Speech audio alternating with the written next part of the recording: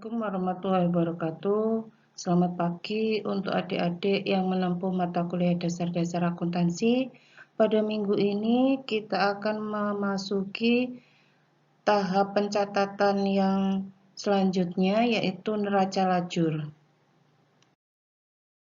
Neraca lajur yang disebut juga worksheet di sini merupakan landasan untuk memeriksa rekening-rekening yang ada dalam buku besar yang disesuaikan dan diseimbangkan dan disusun dengan cara-cara yang sesuai dengan penyusunan rekening-rekening yang ada di dalam laporan keuangan.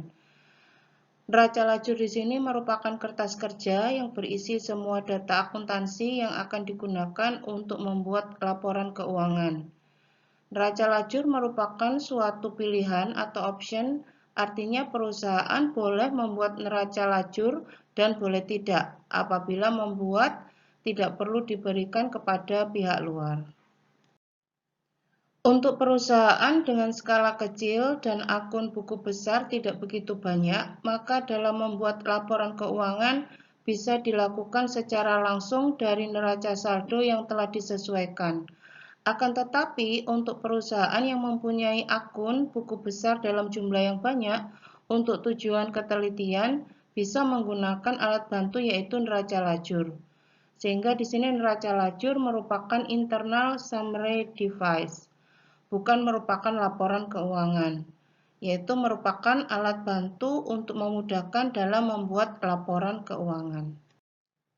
Tujuan dari membuat neraca lajur yaitu membantu mempermudah dan menyusun laporan keuangan untuk meringkas informasi-informasi yang berasal dari neraca saldo dan data-data penyesuaian sehingga neraca lajur menjadi kertas kerja formal untuk persiapan laporan keuangan. Untuk mempermudah dalam menemukan kemungkinan terjadi kesalahan yang dilakukan dalam membuat jurnal penyesuaian. Bagian pokok dari neraca lajur yaitu pertama neraca saldo, yang kedua adalah jurnal penyesuaian, kemudian yang ketiga adalah neraca saldo setelah penyesuaian, yang keempat adalah laporan perhitungan laba rugi, yang kelima laporan perubahan modal atau laba ditahan, yang keenam adalah neraca. Bentuk umum dari neraca lajur seperti pada tabel berikut. Di sini ada kolom keterangan yang menunjukkan transaksi, kemudian ada neraca saldo yaitu debit dan kredit, kemudian penyesuaian. Di sini juga ada debit dan kredit, kemudian neraca saldo disesuaikan, juga ada debit dan kredit, laba rugi, laporan laba rugi, debit dan kredit, dan terakhir adalah neraca debit dan kredit. Berikut ini merupakan bentuk umum dari neraca lajur. Di sini ada rekening, neraca saldo, jurnal penyesuaian, neraca saldo setelah penyesuaian, laporan laba rugi, dan neraca. Untuk tahap pengisian dari neraca lajur, di sini ada nama akun atau rekening. Kemudian kita akan mengisikan yang pertama adalah kolom dari neraca saldo, sehingga di sini perlu menyiapkan neraca saldo pada neraca lajur. Kemudian kita masukkan data penyesuaian atau dari jurnal penyesuaian.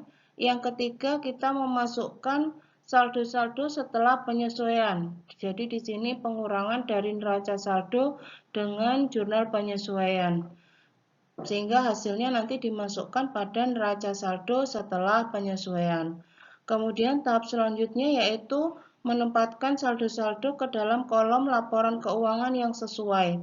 Jadi di sini nanti dari neraca saldo setelah disesuaikan, adik-adik tinggal memasukkan mana rekening yang akan masuk di laporan laba rugi, kemudian rekening yang akan masuk di laporan perubahan modal, dan rekening yang akan masuk di neraca.